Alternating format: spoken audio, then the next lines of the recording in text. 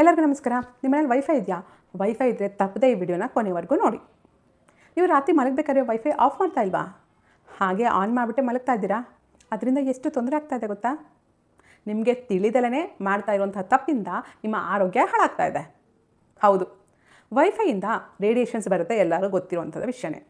ಬೆಳಗ್ಗೆ ಹೊತ್ತು ಅಷ್ಟು ಅಫೆಕ್ಟ್ ಆಗಲ್ಲ. ಏನಕ್ಕೆ ಅಂದರೆ ನಾವು ಬೆಳಗ್ಗೆ ಏನೊಂದು ಕೆಲಸ ಮಾಡ್ತಿದ್ದೆ, ನಿದ್ದೆ ಮಾಡ್ತಿರಲ್ಲ. ನಮ್ಮ ನಿದ್ದೆನ ಡಿಸ್ಟರ್ಬ್ ಮಾಡುತ್ತೆ ಅದರಿಂದ ಬರುವಂಥ ರೇಡಿಯೇಷನ್ಸ್. ರಾತ್ರಿ ಹೊತ್ತು ನೀವು ವೈಫೈನ ಆಫ್ ಮಾಡ್ದಲೇ ಮಲಗಿದ್ರೆ ಅದರಿಂದ ಬರ್ತಾ ಇರುವಂತಹ ರೇಡಿಯೇಷನ್ಸ್ ನಮ್ಮ ನಿದ್ರೆನ ಕೆಡಿಸುತ್ತೆ. ನಿದ್ರಾಹೀನತೆ ಸಮಸ್ಯೆ ಬರುತ್ತೆ.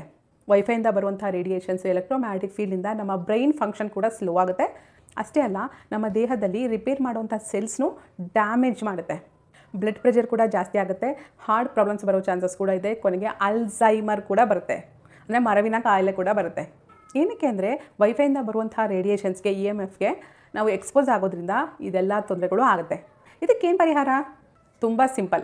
ರಾತ್ರಿ ಹೊತ್ತು ನೀವು ಮಲಗೋಕ್ಕಿಂತ ಮುಂಚೆ ವೈಫೈನ ಆಫ್ ಮಾಡ್ಬಿಟ್ಟು ಮಲಗಿ ಅಷ್ಟೇ. ನಿಮ್ಮ ಸೆಲ್ನು ಕೂಡ ನಿಮ್ಮ ದಿಮ್ ಕೆಳಗೆ ಇಟ್ಕೊಳ್ಳೋದು, ಮಂಚದ ಪಕ್ಕದಲ್ಲಿ ಇಟ್ಕೊಳ್ಳೋದು, ಹೀಗೆಲ್ಲ ಮಾಡಬೇಡಿ.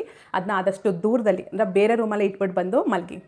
ಮಲಗೋಕ್ಕೆ 1 ಗಂಟೆ ಮುಂಚೆಯಿಂದನೇ ವೈಫೈ ಫೋನ್ ಎಲ್ಲನೂ ಆಫ್ ಮಾಡಿಬಿಟ್ಟು ಪ್ರಶಾಂತವಾಗಿ ಸ್ವಲ್ಪ ಹೊತ್ತು ವಾಕ್ ಮಾಡಿ ಹೋಗಿ ಮಲಗಿ. ಖಂಡಿತವಾಗ್ಲೂ ಗಾಢರಿದ್ದರೆ ತುಂಬ ಒಳ್ಳೆ ನಿದ್ರೆ ಬರುತ್ತೆ.